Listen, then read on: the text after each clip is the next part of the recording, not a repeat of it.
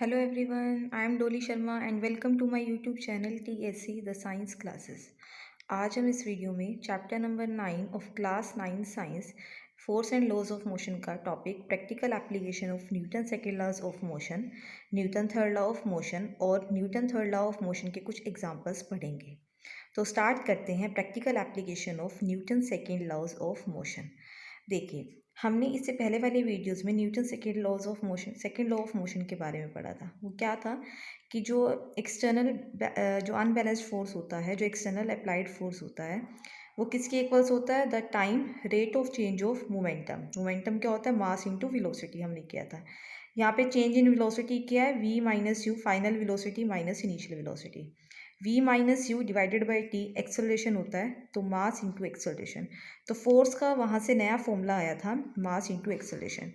Newton second law Newton second law of motion था, Newton ने अपने सेकेंड लॉ ऑफ मोशन में force को, किसी भी बॉडी के ऊपर अगर कोई फोर्स अप्लाई होता है तो उस फोर्स को कैसे मेज़र कर सकते हैं, तो उसको मेज़र करने के लिए ये फॉर्मूला हमें बताया था। ठीक है, तो अब इसकी प्रैक्टिकल एप्लीकेशन जो अपने एवरीडे लाइफ में हम देखते हैं, जो कि हम देख रहे हैं कि वो चीज़ें हो रही हैं, लेकिन हमें उसका एक साइंटिफिक रीज़न नहीं पता होता, तो आज हम उसी के बारे में पढ़ेंगे। ठीक है, इसमें जो ए होता है वो v minus you by T acceleration होता है, जो m इंटू ए होता है। ठीक है, अब ध्यान से देखिए। फर्स्ट एग्जांपल देखिए, जब भी आप क्रिकेट का मैच देखते हैं तो क्रिकेट के मैच में आप देखते हैं कि जब भी कोई भी एक जैसे बैट्समैन है वो हिट करता है सिक्सर के लिए, तो लेकिन बाउंड्री पे कोई फील्डर प्रेजेंट है जैसे कि ये, तो वो एकदम से उसकी बॉल को कैच करने लगता है। ठीक है, तो बॉल एक इनिशियल वेलोसिटी यू वेलोसिटी है कि इस वेलोसिटी से आ रही है, ये काफ़ी ज़्यादा हाई वेलोसिटी है, लेकिन वो बॉल उसको कैच करनी है। तो वो कैच करने के लिए बॉल जब करता है तो उसको वेलोसिटी ज़ीरो करनी है ताकि उसकी हाथ में रुक जाए ये। तो वो अपने हाथ को क्या करता है, थोड़ा नीचे की तरफ लेकर आता है। आपने हमेशा देखा होगा कि जो फील्डर होता है वो अपने हाथ को नीचे की तरफ बैकवर्ड डायरेक्शन में पुल पुल करता है अपने हाथ को, हमेशा कैच करने के लिए। वो इसीलिए करता है ताकि जो इनिशियल वेलोसिटी हाई वेलोसिटी थी और फाइनल वेलोसिटी जो कि v है उसको ज़ीरो करने के लिए वो थोड़ा टाइम को इंक्रीज़ कर देता है। टाइम को क्या कर देता है? इंक्रीज़ कर देता है। ठीक है, तो वेलोसिटी को उसको कम करना है। ठीक है, वेलोसिटी को ज़ीरो करना है, वेलोसिटी को कम करना है, टाइम को बढ़ाना है। तो टाइम को अगर बढ़ाएंगे, ठीक है, तो ये वाली जो वैल्यू है वो कम हो जाएगी, यानी एक्सेलरेशन क्या हो जाती है? कम हो जाती है। ठीक है, अगर एक्सेलरेशन कम होगा तो फोर्स भी क्या हो जाएगा? कम, क्योंकि जो फोर्स होता है वो एक ही डायरेक्टली प्रोपोर्शनल है।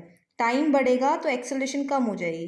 ठीक है, एक्सेलरेशन कम यानी उसको वेलोसिटी को इंक्रीज से ज़ीरो लाने में उसको बहुत टाइम मिल जाएगा, बहुत टाइम करेगा, जिससे एक्सेलरेशन कम हो जाती है, और एक्सेलरेशन कम होगी तो फोर्स भी कम लगेगा। यानी जब फील्डर अपने किसी बॉल को कैच करता है और वो अपने हाथों को पीछे की तरफ क्या करता है? पुल करता है, वो इसीलिए ताकि बॉल ईजिली वो कैच कर पाए और उसके हाथ पे कोई भी चोट, किसी भी तरह की कोई चोट ना लगे।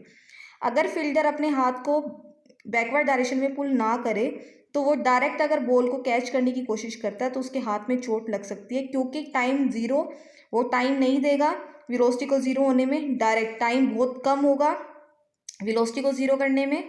ठीक है, तो टाइम कम होगा तो एक्सेलरेशन ज़्यादा होगी, और अगर एक्सेलरेशन ज़्यादा होगी तो फोर्स ज़्यादा अप्लाई होगा। ठीक है, फोर्स ज़्यादा लगेगा, इसका मतलब बॉल जैसे हाथ में आएगी तो एकदम से ज़्यादा फोर्स लगेगा हाथ के ऊपर, और ऐसे इससे क्या होगा? जो फील्डर के हाथ में चोट लग सकती है। ठीक है, तो इसीलिए ये हमारी सेकेंड एप्लीकेशन थी Newton second law of motion की। नेक्स्ट हम पढ़ते हैं Newton third laws of motion. Newton third law of motion क्या कहता है?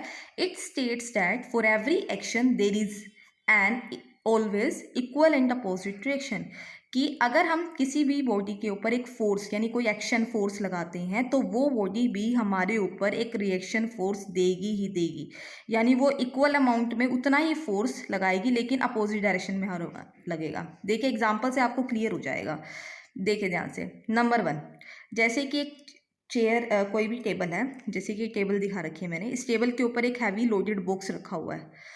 तो ये हैवी लोडेड बॉक्स है, इसका बहुत ज़्यादा वेट होगा, तो वेट है यानी एक तरफ से नीचे की तरफ ये इस टेबल के ऊपर एक फोर्स लगा रहा है जिसको हम बोलेंगे एक्शन फोर्स। जैसे ही इस टेबल के ऊपर बॉक्स ने एक एक्शन फोर्स लगाया तो टेबल ने भी इस बॉक्स के ऊपर एक उल्टी अपोजिट डायरेक्शन में एक फोर्स लगाया जिसे बोलते हैं रिएक्शन फोर्स। ये एक्शन और रिएक्शन फोर्स मैग्नीट्यूड में इक्वल है, यानी इनकी वैल्यू दोनों की सेम है। जितना फोर्स एक्शन है उतना ही रिएक्शन फोर्स है, लेकिन डायरेक्शन अपोजिट है। एक नीचे की तरफ लग रहा है तो एक ऊपर की तरफ। ये इक्वल एंड अपोजिट है, तभी ये बॉक्स आराम से इस टेबल के ऊपर रेस्ट पोजीशन पे है। अगर हमारा रिएक्शन फोर्स ज़्यादा हो जाता है, यानी जो एक्शन फोर्स है जो एक्शन फोर्स है वो ज़्यादा हो जाता है, तो क्या होगा, तो इसका जो वेट है वो ज़्यादा है, यानी ये ज़्यादा फोर्स अप्लाई कर रहा है टेबल के ऊपर, और टेबल कम फोर्स अप्लाई कर रही है, तो टेबल टूट जाएगी और बॉक्स नीचे गिर जाएगा। ठीक है। सेकेंड एग्जाम्पल देखिए, अगर हम किसी भी वॉल के ऊपर कोई फोर्स अप्लाई करते हैं, if we apply some action force on the wall, कि मान लो कि हम कोई पर्सन यहाँ खड़ा है, वो अपने हाथों से धक्का लगा रहा है, धक्का मार रहा है वॉल को, दीवार को, तो वॉल क्या करती है, उसके ऊपर भी क्या करती है, एक रिएक्शन फोर्स, जो कि अपोजिट इन डायरेक्शन होता है, सेम इन मैग्नीट्यूड होता है। तो जितना फोर्स आप लगाएंगे उतना ही वॉल आपके ऊपर लगाती है, जिसकी वजह से आप थोड़ा पीछे की तरफ धकेलते हो। ठीक है, पीछे की तरफ एकदम से चले जाते हो।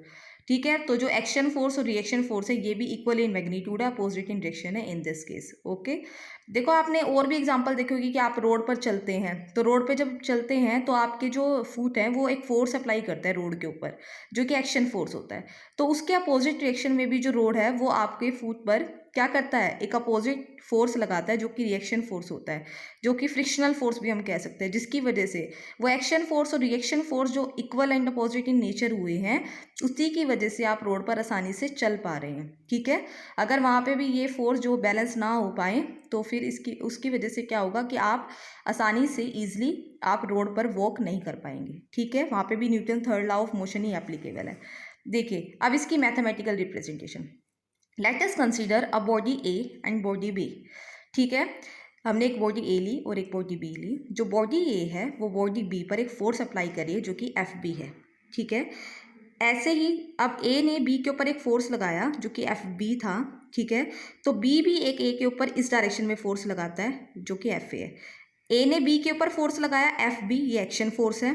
बी ने फिर उसकी वजह से ए के ऊपर फोर्स लगाया एफ ए, जो कि जिसकी डायरेक्शन ऐसे है, उसको हम क्या बोलेंगे, रिएक्शन फोर्स। तो ये दोनों फोर्स जो हैं वो इक्वल होंगे, equal in magnitude but opposite in direction, की एफ बी अगर ऐसे लग रहा है तो एफ ए ऐसे लग रहा है। तो इसीलिए ये दोनों फोर्स वैसे तो इक्वल है मैग्नीट्यूड में, लेकिन डायरेक्शन अपोजिट है, इसीलिए नेगेटिव साइन लगा है। डायरेक्शन अपोजिट की वजह से नेगेटिव साइन लगा है, और इसके ऊपर ये एरो के साइन लगा रखे हैं फोर्स के ऊपर। ये इसीलिए लगा रखे हैं, जो फोर्स होता है वो वेक्टर क्वांटिटी है, कि इनकी एक स्पेसिफिक डायरेक्शन भी होती है और मैग्नीट्यूड भी। तो जो भी वेक्टर क्वांटिटी है उसके ऊपर एक एरो का साइन रिप्रेजेंट करता है, जो कि ये बताता है कि ये क्वांटिटी जो है वो वेक्टर क्वांटिटी है। Is it clear? I hope आज आपको इस वीडियो में सब कुछ समझ आ गया होगा। अगर आपको कुछ भी प्रॉब्लम है तो आप कमेंट बॉक्स पे कमेंट करके आप मुझसे पूछ सकते हैं।